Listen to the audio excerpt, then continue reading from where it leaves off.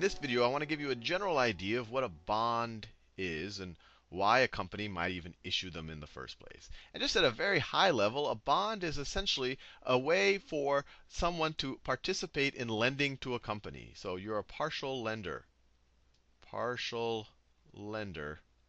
to a company. And just to make that more concrete, let's imagine some type of company that has $10 million in assets. So these are its assets right there, assets. And it has $10 million in assets.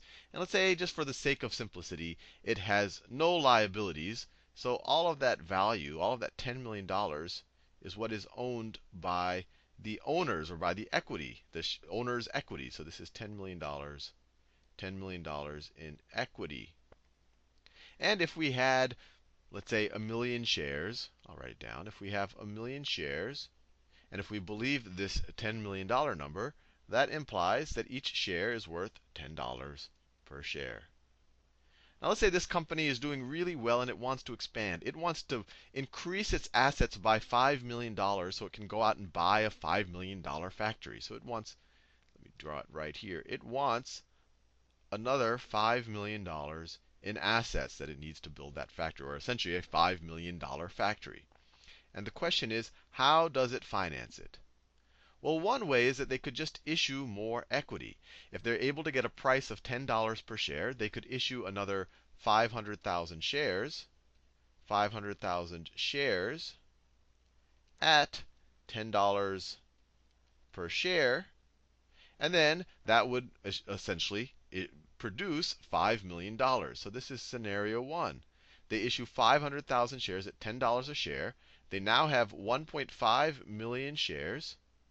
But these new owners gave them collectively $5 million.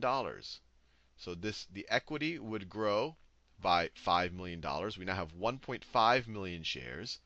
So this would now be 1.5 million shares, not 1 million. And that new money from these new shareholders would go into the asset side, and then we would use that to actually buy the factory. What I just described is essentially issuing equity, or financing via equity. Financing via equity, or by issuing stock. Now, the other way to do it is to borrow the money. To borrow the money. So let me redraw this company. I'll leave this up here just so we can compare the two. So once again, we have $10 million of assets. That's our $10 million of assets. We have $10 million of equity to start off with. $10 million of equity. And instead of issuing stock to get the $5 million, we're going to borrow the money. So we're essentially issuing debt. So we could go to a bank and say, hey, bank, can I borrow $5 million? So we would have a $5 million in liability. It would be debt, $5 million of debt. And the bank would give us $5 million of cash that we can then go use to buy our factory. So in either situation, the asset side of our balance sheet looks identical, or the assets of the company are identical. We had our $10 million assets, and now we have a factory. But in this first situation, I was able to raise that money by increasing the number of shareholders, by increasing the number of people that I have to split the profits of this company with. In this situation, I was able to raise the money by borrowing it. So the people that I'm borrowing this money from, this is borrowed money. Borrowed money. They don't get a cut of the profits of this company. What they do is they get paid interest on their money that they're lending to us before these guys get any profits at all. In fact, that interest is considered an expense. So these guys get interest. And even if this company does super, super well and becomes very, very profitable, these guys only get their interest. Likewise, if the company does really bad and these guys suffer, as long as the company doesn't go bankrupt, these guys are still going to get their interest. So they're going to be a lot safer they don't get as much of the reward as the new equity holders would. They also don't get as much of the risk. Now, This is just straight up debt. And you could just get this from any bank if they were willing to. If they said, oh, you're a good, safe company, we're willing to lend you $5 million. But let's say that no bank wants to individually take on that risk. So you say, hey, why don't, instead of borrowing $5 million from one entity, why don't I borrow it from 5,000 entities? So what I can do instead of borrowing it from one entity, I could issue these certificates. I could issue bonds. And that's the topic of this video. So I issue these certificates. They have a face value of $1,000. $1,000. This is my face value. Face value. Or sometimes you'll hear the notion of par value.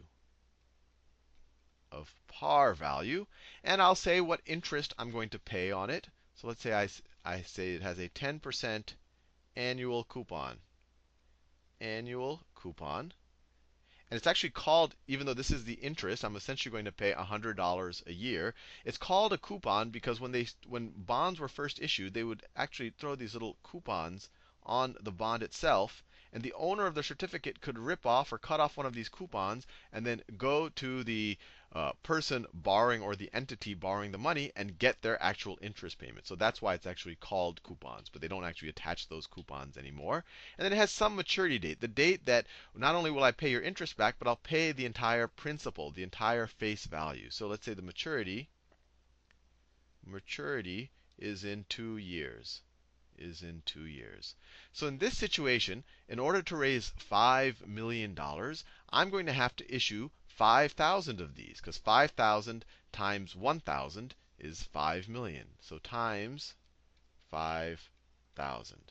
So if you wanted to lend $1,000 to this company so that they could expand, and if you think 10% is a good interest rate and it's a safe company, you would essentially buy one of these bonds. Maybe you buy it for $1,000. And when you buy that bond for $1,000, you are essentially lending this company that $1,000. And if you did that 5,000 times, or if that happened 5,000 times amongst a bunch of different people, this company would be able to raise its $5 million.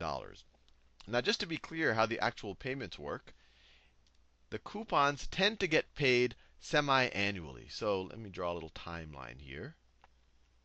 And this tends to be the case in the US and Western Europe. If this is today, this is in 6 months, this is in 12 months or 1 year, this is in 18 months, and this is in 24 months. And I'm only going up to 24 months because I said this bond matures in 24 months. So what is this? If you hold this bond, this certificate, what do you get?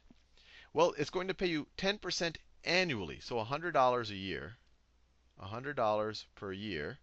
But they actually pay the coupon semi-annually. So you get $100 a year, but you get half of it every 6 months. So you're going to get $50 after 6 months.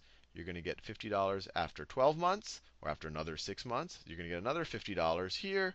You're going to get a final $50 there. And they're also going to have to pay you back the original amount of the loan. They're also going to have to pay you the $1,000. So that last payment is going to be the coupon of $50 plus the $1,000. And so you will have essentially been getting this 10% annual interest. Now, when the company does this, they'll probably have to issue some type of new bond, because all of a sudden they have to pay all of these people this huge lump sum of money if they haven't been able to earn it from the factories yet. And we could talk about that in a future video.